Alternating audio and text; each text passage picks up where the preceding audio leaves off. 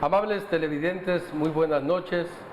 Bienvenidos a este diálogo en privado con los periodistas Araceli Hernández. Buenas noches. Alejandra Estrada. Buenas noches. Juan Carlos Méndez. Buenas noches, David. Y Pedro Mazón. Gracias, David. Buenas noches.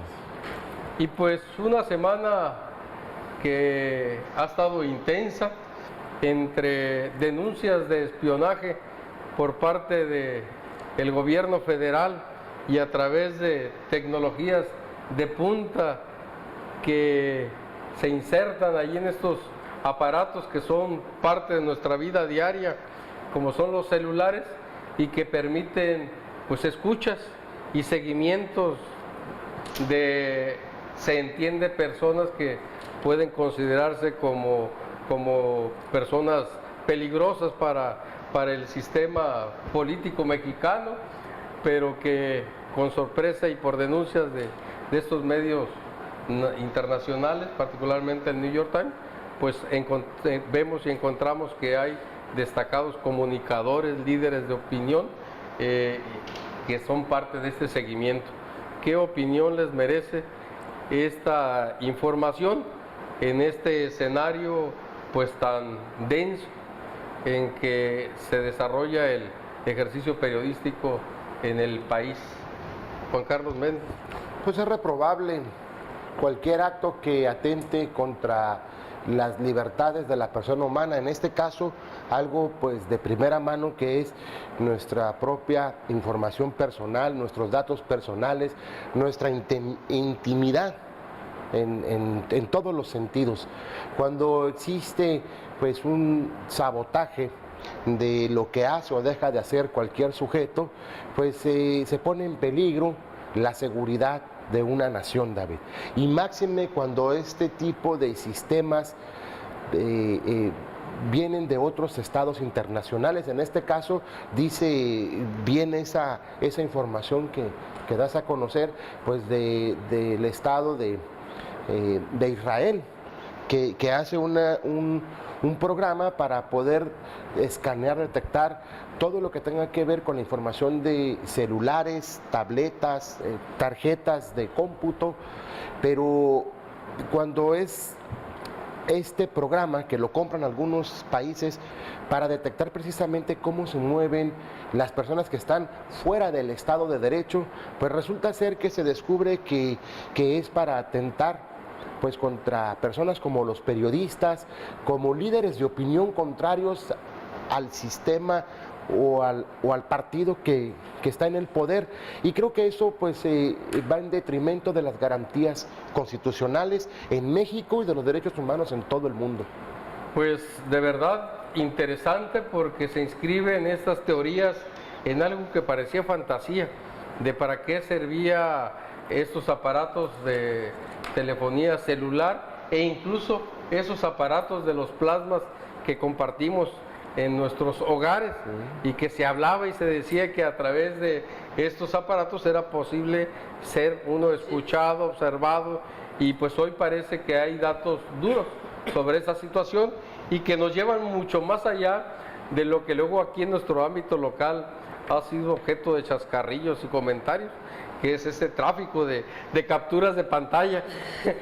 Es algo ya, yo creo que mucho más sofisticado lo que estamos enfrentando. Alejandra, ¿alguna opinión respecto a este? Pues repito, yo creo que el espionaje telefónico es un tema que siempre se ha dado, no nada más en nuestro país, en el interior, en todos los países, y la Secretaría de Gobernación es una muestra clara de que siempre lo ha aplicado para tener controlado y para saber realmente qué piensa y qué es lo que maneja más la sociedad, y más cuando hay un proceso político electoral que más se da. Los matajares donde quiera hay, es otra la vendimia y la venta de, como decía esto ahorita, de capturas de pantallas, y en los grupos, en los chats privados que tienen aquí los compañeros de los medios de comunicación aquí en Baja California Sur, pues se da mucho esa acusación de cómo unos compañeros con otros están sacando sus trapitos al sol, incluso vendiéndose en los políticos con las capturas de pantalla. Yo creo que es una muy mala actitud de quienes lo hacen. Yo creo que no atentan contra lo principal, que es la libertad de expresión de las personas.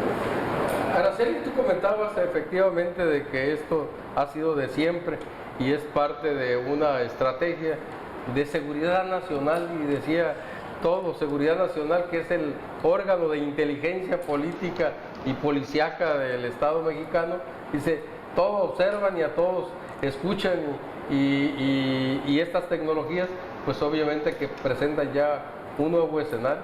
Efectivamente, yo cuando inicié hace 28 años aproximadamente en el periodismo, lo primero que me dijeron mis compañeros, cuidado porque te están vigilando, vigilan tu teléfono.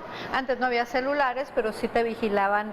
Acuérdate esos de ruedita, tu domicilio, te vigilaban, había vehículos que daban vuelta por tu casa o por tu oficina, en fin, como que te acostumbras a ser vigilado, pero lo tomas normal dentro de lo que cabe, pero hay que ver que, por ejemplo, sobre todo en Veracruz, y las muertes de periodistas se presume y supone, le echan la culpa al crimen organizado, pero se presume y estima que también puede estar por ahí atrás el gobierno, ¿no? Atrás de la muerte de periodistas, que no les gusta lo que dice el periodista. Entonces es grave y descalificable, y lamentablemente pues un medio a nivel internacional como es el New York Times es el que descubre esto, al final, que todos lo sabemos. O el que lo hace público. El que lo hace público. El que lo publica. Sí.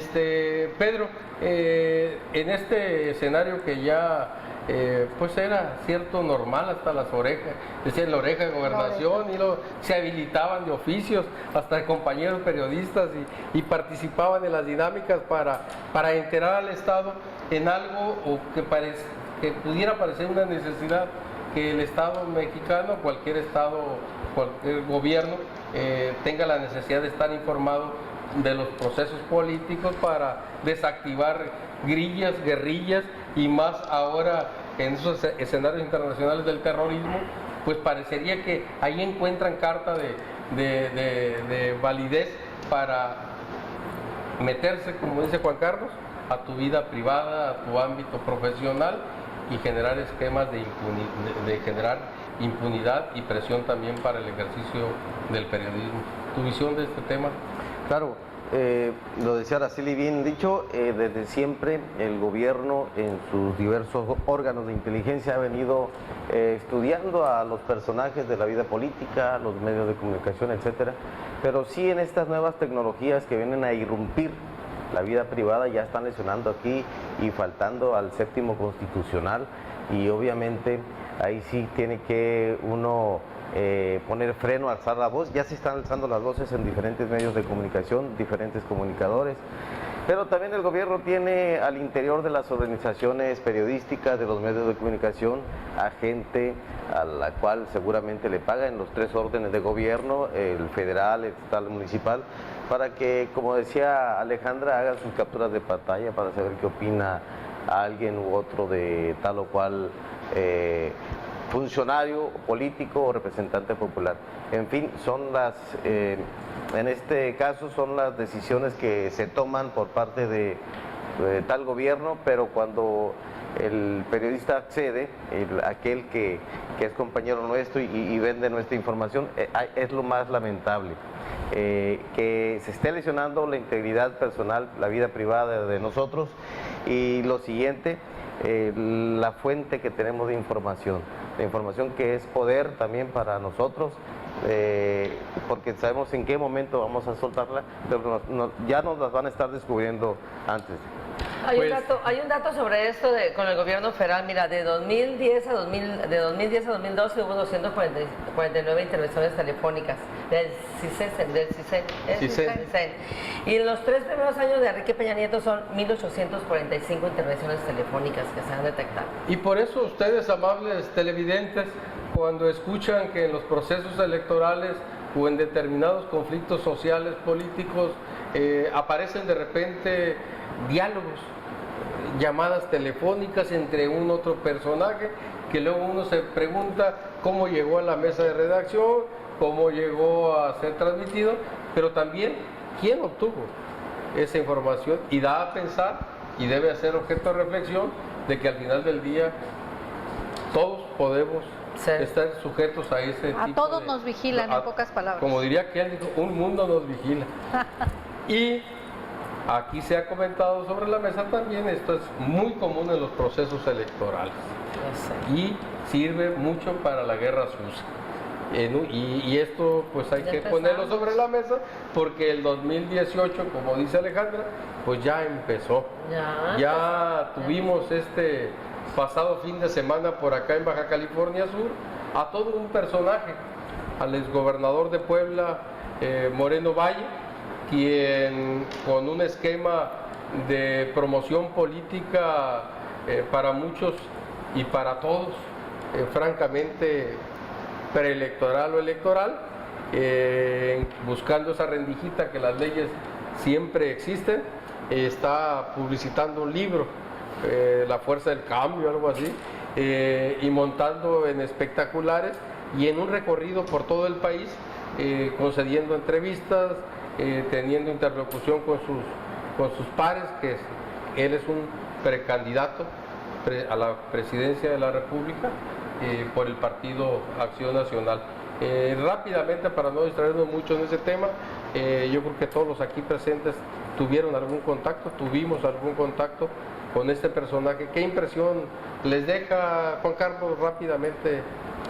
Pues una impresión positiva de un político que, más allá de, y lo pude constatar porque tuve la oportunidad de hacer una entrevista exclusiva, pues él manifiesta un interés por que México no esté en las condiciones tan deplorables como históricamente ya hasta nos hemos acostumbrado. Crecimos asimilando nuestra existencia con la palabra crisis, y a través de ese libro él manda una señal, un mensaje al pueblo de México. Me parece que más allá de los posicionamientos o pretensiones políticos partidistas, creo que ese es el camino que deben de seguir otros actores. No descalifica, no señala, propone, y para mí se me hace muy inteligente. Pedro, arranque tempranero, tardío o justo a tiempo. No, desde que era gobernador ya andaba él en pos de esto que ahora lo vemos muy entrado en la postura de buscar la candidatura, y creo que difícilmente la va a encontrar en Acción Nacional. Araceli, nuestro visitante distinguido de este pasado fin de semana, pues compite precisamente contra Margarita Zavala, la esposa del expresidente Felipe Calderón, y contra nada más ni nada menos que su presidente de partido, Ricardo Anaya. En esa competencia interna en la que tenemos que reconocer que recursos trae bastante, y que presencia ha construido a lo largo de su paso por la gubernatura de Puebla. ¿Cómo ves tú esa competencia? ¿Ya lo descartas, como dice Pedro, o lo mantienes en la jugada? No, definitivamente que es un arranque de campaña muy impresionante, porque sí, nada más en prensa trae un gran staff. O sea, es una millonada lo que anda gastando, le ha de haber ido muy bien como gobernador de Puebla, y más que ande ofertando el libro del Principito que nos dé valores y sustentos, pues yo creo que es un arranque muy acelerado. Está en la contienda por la candidatura por el PAN, pero creo que Ricardo Anaya se lo va a llevar y va a dejar a Margarita Zavala también, a lo mejor con otra postura por ahí, no sé, alguna diputación o algo así. Igual para o en el Senado. Sí, o en el Senado, igual para el exgobernador de Puebla. Alejandra, pues el que se inscribe en la feria, alguna posibilidad de sacar algo tiene. En este caso no son los tres, nada más ellos tres, hay otro senador, otro senador del PAN, Juan Carlos Romero, Ernesto Rufo y Ernesto Rufo Apple, pero al final del día los tres que se le reconoce más presencia y enjundia en la búsqueda de la candidatura del PAN son ellos tres. ¿Cómo adviertes ese...? No, yo definitivamente me quedo con Ricardo Anaya, para que le dé pelea a mí. Yo por ahí me quedo, por el PRI. Y en cuanto déjame decir por el PAN. Por el PAN, perdón. Por el PAN. Yo me quedo con lo de Moreno Valle, la visita al Estado. Logró convocar a la clase política, hasta magistrados había. Pero La duda es si imprimió 110 millones de libros para que le llegue a cada uno de los mexicanos y pueda hacer conciencia realmente de cómo está la clase política a nivel nacional y cómo es la actitud que debemos asumir como mexicanos y cómo es la actitud que deben de tener quienes están dentro de la política y quienes quieren llegar al poder, ¿no? y gobernar. Escribía un personaje por ahí hoy de que el tema de Moreno Valle dice que tiene más espectaculares que lectores. De acuerdo, pero lo que sí es digno de reconocerle es su estructura, su estrategia y su planeación para estar recorriendo con mucha idea política y con mucha preparación. Lo justifica muy bien. No, pero también hasta dónde el Instituto Nacional Electoral, ¿a poco todavía no puede hacer nada previo a un proceso electoral? Decir, a ver, ¿de dónde estás agarrando tantos recursos? ¿Ese dinero tan rico eres? ¿Quién está detrás de él? A ver, Alejandra toca un tema que lo vamos de una vez a abordar como el preludio de lo que va a pasar en este 2018, que ya arrancó, pero que el antecedente inmediato pues lo tenemos en el Estado de México, donde a decir de muchos analistas políticos se sirvieron con la cuchara grande, ejercieron recursos al por mayor y para los actores que participaron en esta contienda hay de sobra acreditaciones de los excesos y de lo que hay constancia también es de que el organismo electoral, sea Instituto Estatal Electoral o sea el INE, Instituto Nacional de Elecciones, ni sus luces ni se les ve ánimo ni fuerza para parar estos procesos rapidito, porque ya nos vamos. Una opinión respecto a esa actuación de los organismos electorales. ¿Podrán o no podrán contener esto que ya es una dinámica muy acreditada? Tal vez sea difícil, David, porque ya lo hemos visto y lo acaba de explicar los antecedentes que tenemos en los estados donde hubo elecciones, cómo lo hemos vivido aquí en Baja California Sur y ni siquiera sanción alguna se ha presentado, ni ha habido para ninguno de los contendientes ni a los partidos políticos. Creo que esto va a seguir así. El uso y mal uso de los dineros se va a dar sin freno alguno.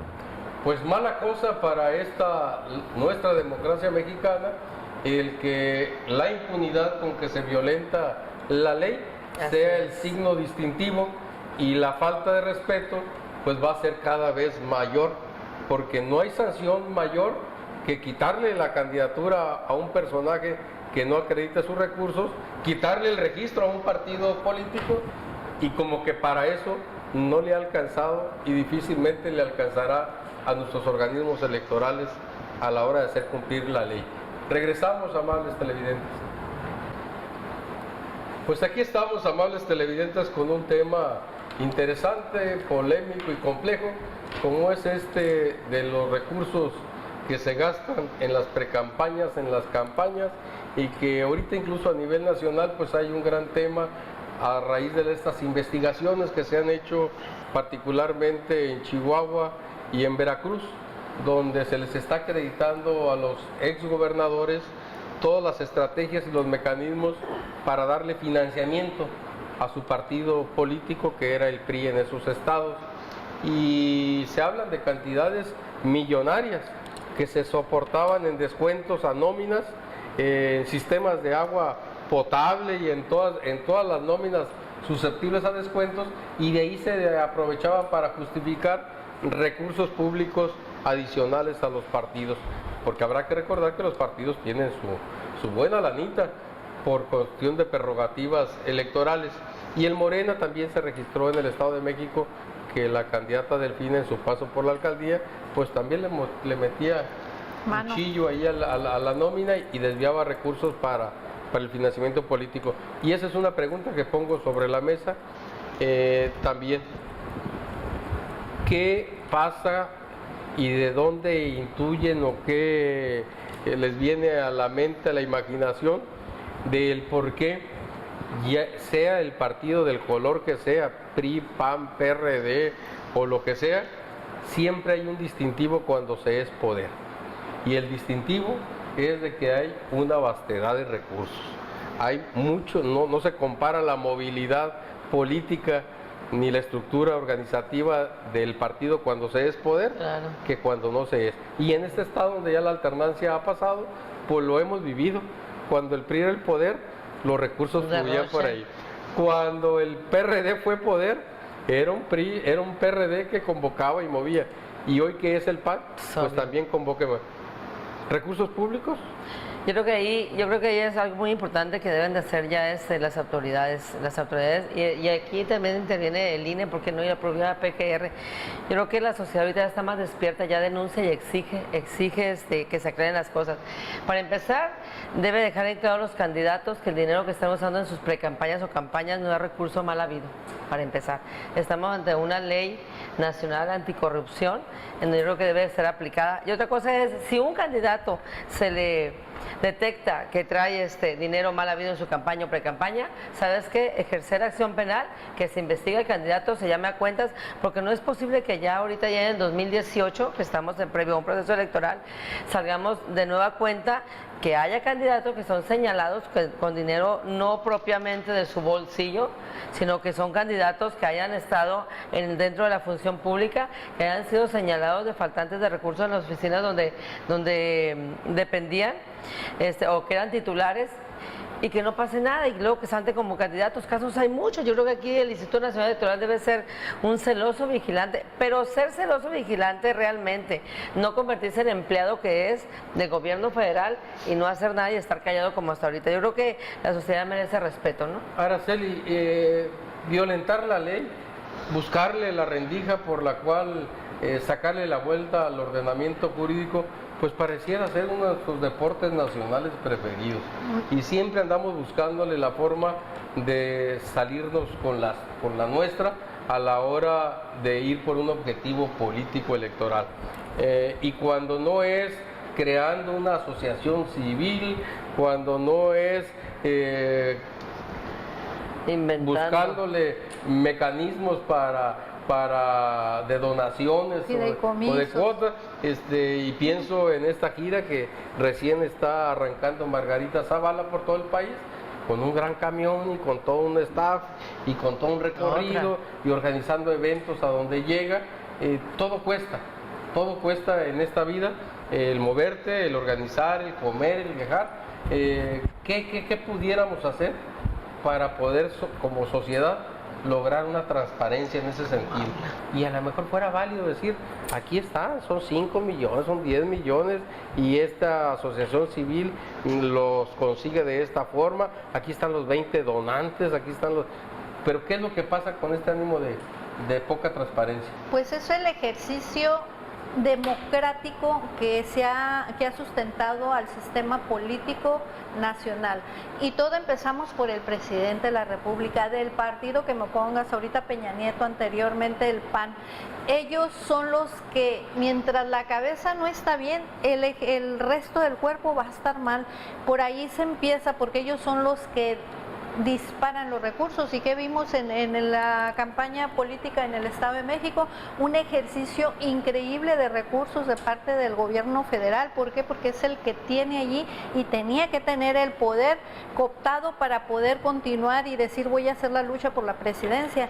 Es en sí el partido que tú me digas, el gran mérito, y ahí a veces difiero mucho de la postura de Morena, el gran mérito que tiene Andrés Manuel López Obrador, que es de los pocos políticos que no se les conoce de rateros, al menos en el ejercicio gubernamental, que rindió buenas cuentas, y creo que hasta ahorita no le han sacado nada en ese rubro. Entonces es el deporte especial del político del sistema mexicano, es la corrupción y la malversación de recursos, y no necesariamente que digas son recursos del narcotráfico, de actividades ilegales, son recursos que se roban para hacer campaña del partido que sea. Dos cosas, aquí de pasadita pone el comentario sobre Andrés Manuel, y fíjate lo que son las cosas, y fíjate lo que son las cosas.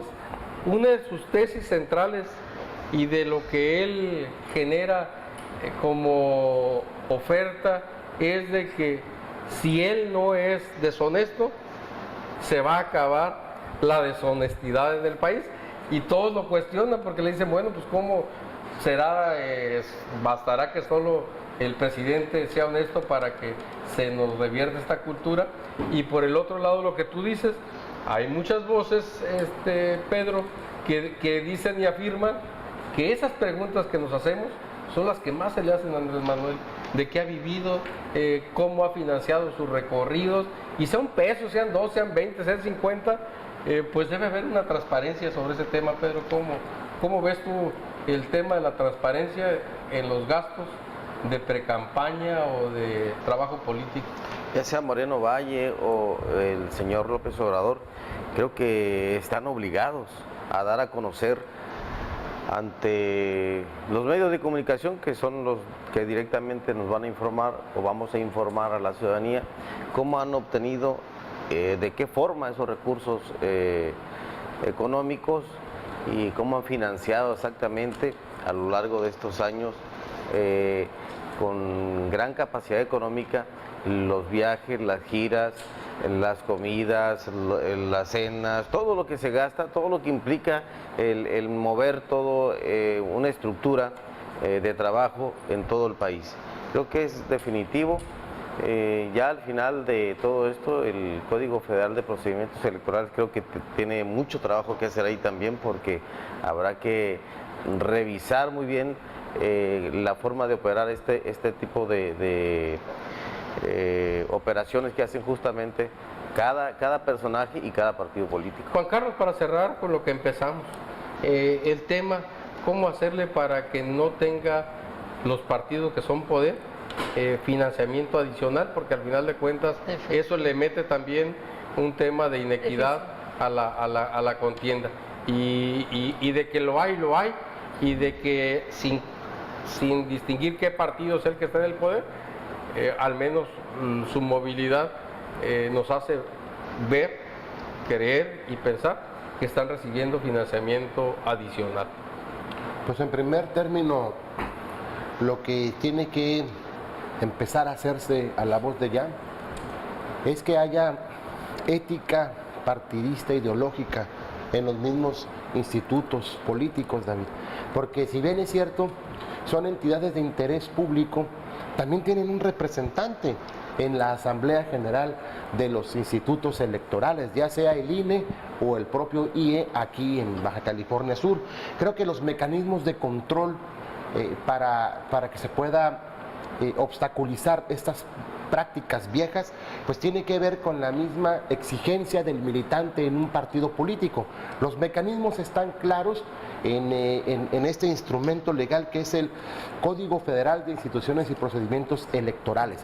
Lo que no podremos o no se puede retroceder, David, es hacer válida esa tesis de Giovanni Sartori en un debate con Michelangelo Bovero, que tú recordarás bien en el 97 en Ciudad Universitaria, cuando decía que los partidos políticos en México como en el mundo se han convertido en un sistema de compadrazgos. Y esto le da al traste a estas prácticas añejas que siguen prevaleciendo. Yo cuando escucho que le preguntan a Andrés Manuel, pues él dice que él no ha rendido cuentas, él no ha dicho cómo le ha hecho ante el órgano jurisdiccional. Existen comisiones en el Congreso de la Unión, en la Cámara de Diputados mismas, y no se está llevando ese debate con respeto y con nivel y pulcritud. Por eso lo que comentan los compañeros, pues son prácticas que se siguen dando, porque también cada actor político, Margarita Zavala, el propio Rafael Moreno Valle, tienen la obligación legal. Basta con que un ciudadano haga valer pues este juicio de derechos político-electorales y se queje ante la autoridad competente. Y mira que va a correr así y van a mandar llamar a ese funcionario a cuentas. Pero los partidos políticos tienen la gran obligación, porque de ahí surgen los representantes ante las cámaras. Se dice que la nuestra es una partidocracia, claro, y una partidocracia donde quienes inciden en los procesos legislativos son los propios partidos, y que no va a haber partido que se quiera autolimitar y autorrestringir, hasta que no le convenga. Y lamentablemente lo tenemos que decir, pues en esta fiesta de los millones y los recursos, La danza pues la bailan todos. le entran los propios Sí. organismos electorales, y en este estado pues recordamos ahí Los temas de pagos de horas extras, Los grandes bonos. y recursos. Reclamos de robos de elecciones, donde no es el PAN, es el PRI, el PRD o Morena, pero pues depende cómo te va, ¿verdad? En la fiesta. Una mayor participación ciudadana, Sí, definitivamente. una mejor organización de sociedad civil, Liderazgos. y liderazgos. No hay Líderes no liderazgos. No hay liderazgos. Bueno, que no hay. pues el siguiente segmento, que es el tercero, de eso vamos a hablar, de personajes, de liderazgos que ya de cara al 2018 cada día hacen más evidente su aspiración, hacen más evidente su movilización, y también pues lo que ello conlleva, y ha sido objeto del análisis, comentarios de esta noche, que es la disponibilidad de recursos para empezar a caminar rumbo a una candidatura en determinado partido político o en la arena de las candidaturas ciudadanas independientes, pero que ya su exposición en los medios, sus pronunciamientos mediáticos tienen mucho sentido político y electoral, y sobre esos nombres, rápidamente, antes de irnos en un minuto, pronunciaré algunos nombres, y si ustedes me ayudan a completar la lista. Vemos ya en un activismo a un Rubén Muñoz en un escenario de Morena. Complicado. Vemos a un Alejandro Tirado en un escenario del Partido Verde, en actividad movilizándose. Vemos a un diputado Zamora, Alfredo Zamora, a un diputado Marcos Pupo, a una diputada Maritza Muñoz, y pensando básicamente en lo que es el municipio de La Paz. Alejandro Blanco, no lo Al descartes. diputado Alejandro A Blanco, la propia Gisela Páez. Gisela Páez, A Isaías González Cuernava. Herminio Corral, A Ricardo Barroso propio. Ricardo Barroso. A Juan de la Peña. Bueno, Juan de la Peña aspiraba al PRI No, municipal. pero le va a negociar y va a querer meterlo por Omar la Zavala. Sotelo también. Omar señor. Zavala va a participar en Morena. Omar también. Zavala, que ya El primero dio un de la pasito Costa por fuera. Montaño quiere reelegirse como presidente municipal.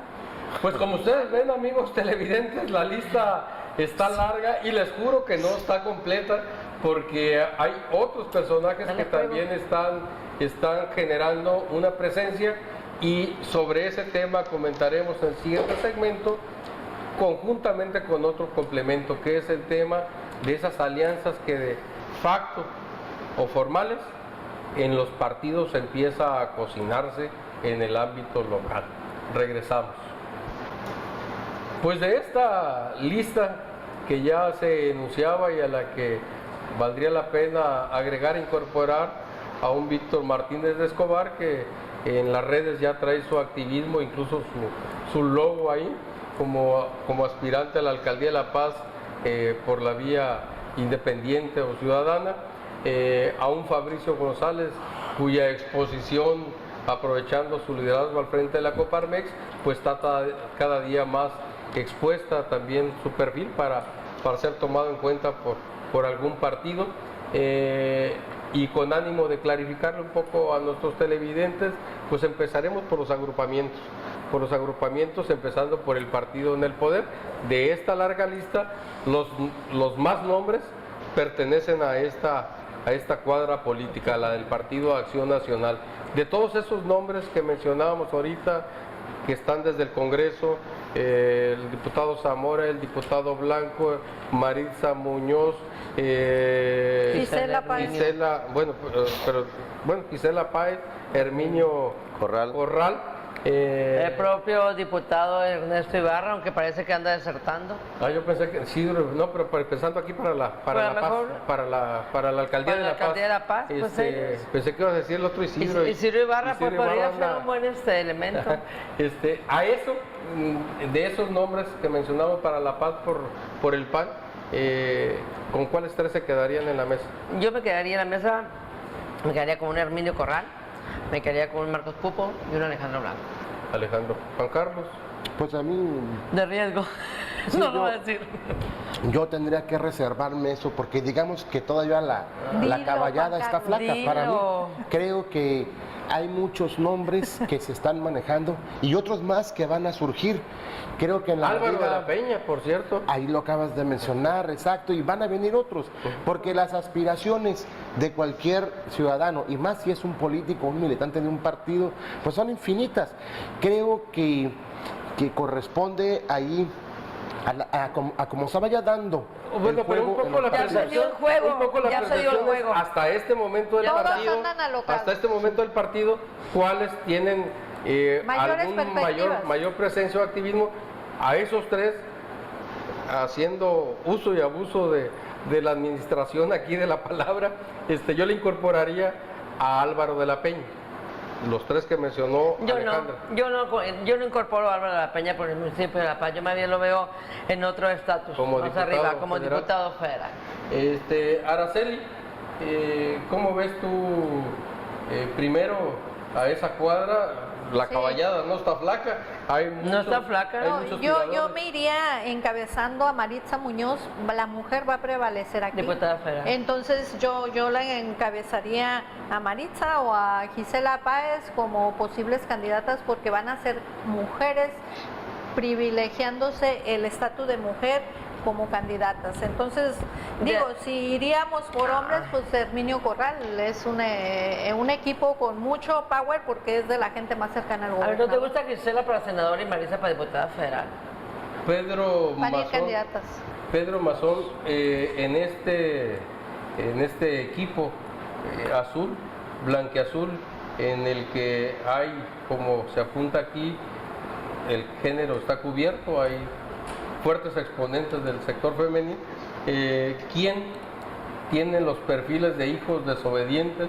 ¿Quiénes han generado expectativa de que si no es por aquí, por donde sea? ¿O quienes en la construcción de ubicarse como competidores en esta carrera han generado un activismo no tan disciplinado ni tan alineado? Bueno, ¿Tu lógica?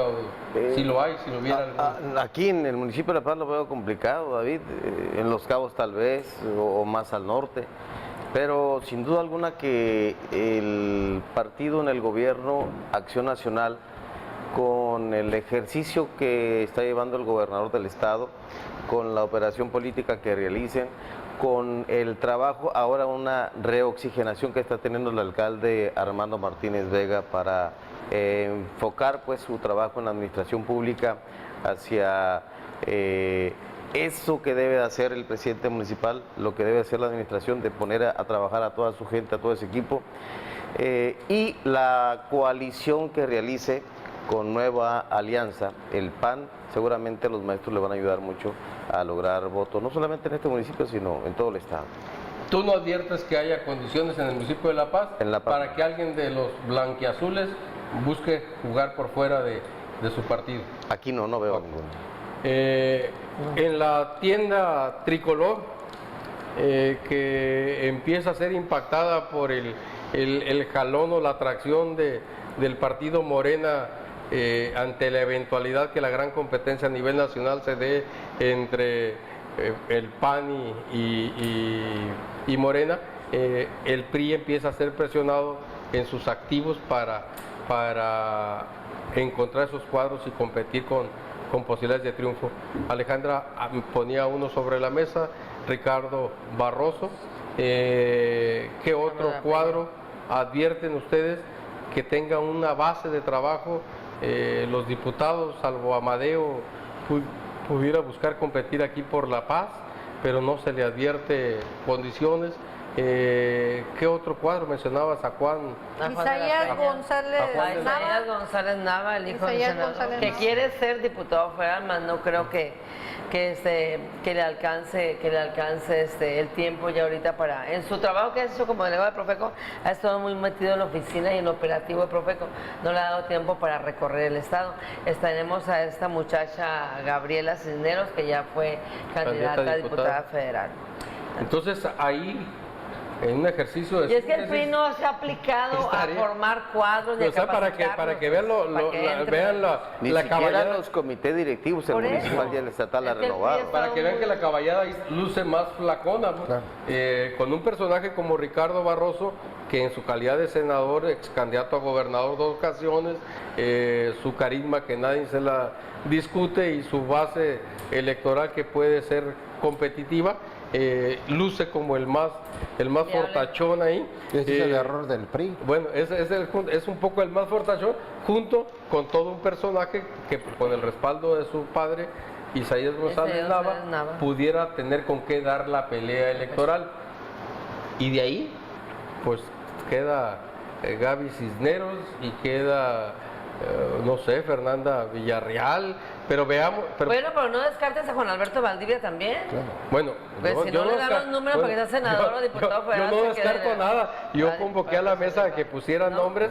Entonces ya Alejandra incorpora el de Juan Alberto, aunque está al menos publicitado por sus amigos que a él no le interesa la paz, sino está pensando en la senaduría para ubicarse rumbo al candidatura. Pues el gobernador le ayuda, va a llegar seguramente. En el tema y ahí meteremos ese agrupamiento más amplio de los personajes que ya están caminando en el tema. Rubén Muñoz, que ya se le advierte dentro del esquema del partido Morena. ¿Qué otros personajes dentro de ese partido? Omar Zavala, yo le tiraría también a Omar Zavala ya se inscribe. La reelección de Víctor Castro Cosío, ¿por qué no? Ese está igual que Juan Alberto Valdivia, está pensando que ya tiene la senaduría en la bolsa. Pero en Morena sí hay mujeres muy capaces que pueden dar una batalla. Ahí se puede ver. ¿Nombres? Échale nombres, amiga. Pues está Patricia López, está la profesora, incluso la profesora Mesa, se llama Alicia Mesa, una mujer muy de choque, muy directa para hablar y una mujer muy preparada, ¿por qué no decirlo?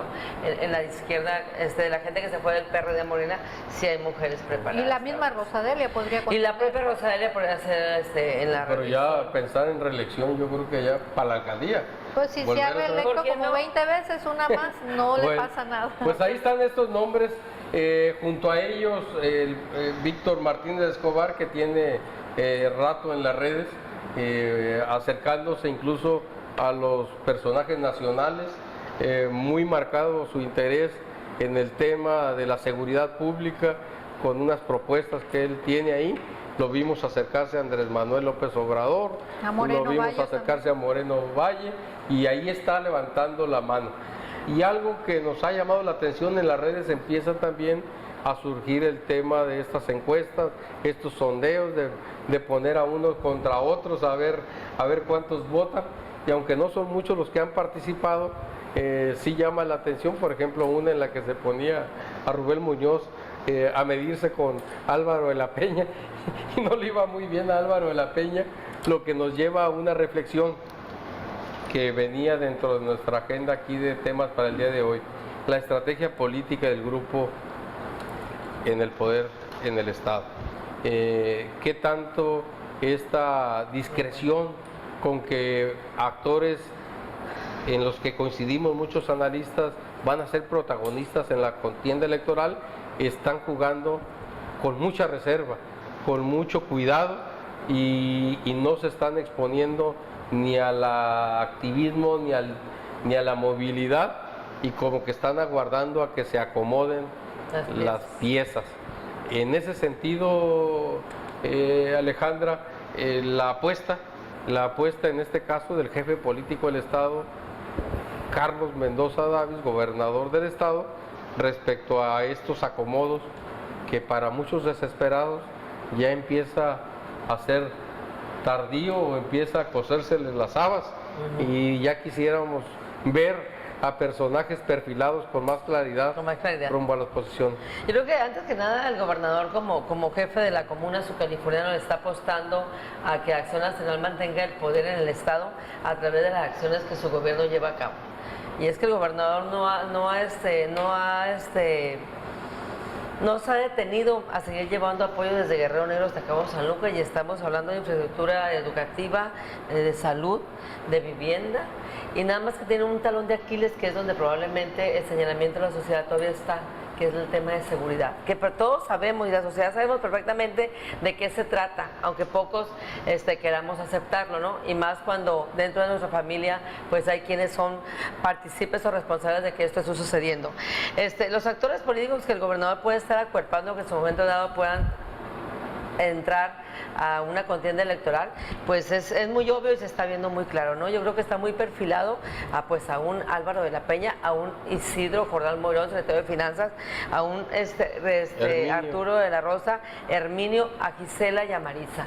Yo no veo otros cuadros, propio a Francisco Pelayo en Comondú, que está haciendo lo propio y que lo ha demostrado que con poco se puede hacer mucho, ¿no? Yo siento que por ahí está algo bastante. Completa ese análisis, Juan Carlos.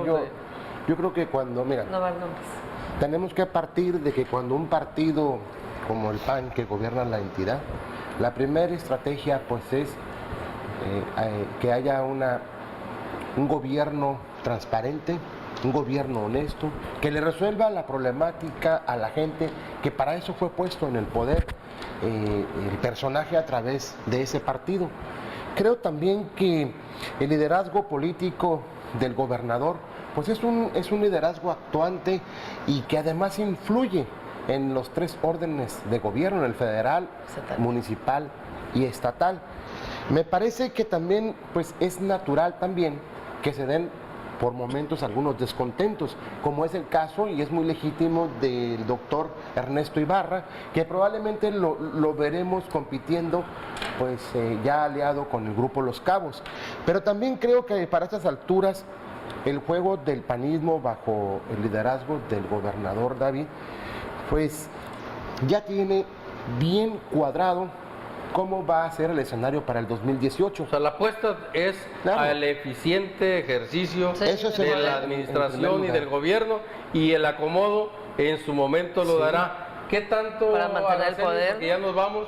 ¿Qué tanto también parte de la estrategia será la división de la oposición y el ver que, como pasó en el Estado de México, vaya aquí también la oposición con varios personajes dispersa y en esa dispersión encontrar más fácil el triunfo electoral? Yo pienso que el mejor aliado que tiene ahorita el gobernador es que no hay oposición. La oposición se está haciendo trizas al interior en sus propios órganos partidistas. Entonces el PRI todavía están peleándose que quién va a ser el presidente del PRI y eso, cuando deberían de estar peleando a ver cómo fortalecer sus estructuras. El PRD está ausente, el PT queriendo revivir y la única oposición que hay es Morena. Entonces no hay oposición, entonces por eso esa es una gran garantía que tiene el gobernador para mantenerse en el poder. Pedro, siempre en el tiempo de lluvias reverdece el campo, y en los tiempos electorales los partidos también se posicionan. ¿No adviertes tú dentro del PRI y de todas estas fuerzas políticas activos que lo que falta es también ya entrarle a la contienda para dar una pelea rapidito, porque ya nos falta? Puede ser también, David, y aunque también hablando de la estructura, de la estrategia del gobernador, que va a captar a todos aquellos que emigren de los partidos políticos, va a ser también la cooptación de esos liderazgos. Pues buen análisis, buena plática aquí con nuestros compañeros periodistas. Viene ya el proceso electoral y seguiremos comentando con ustedes, amables televidentes, pues estos procesos, siempre que pareciendo lo mismo, suelen ser diferentes. Gracias, muy buenas noches. Muy buenas noches. Buenas noches.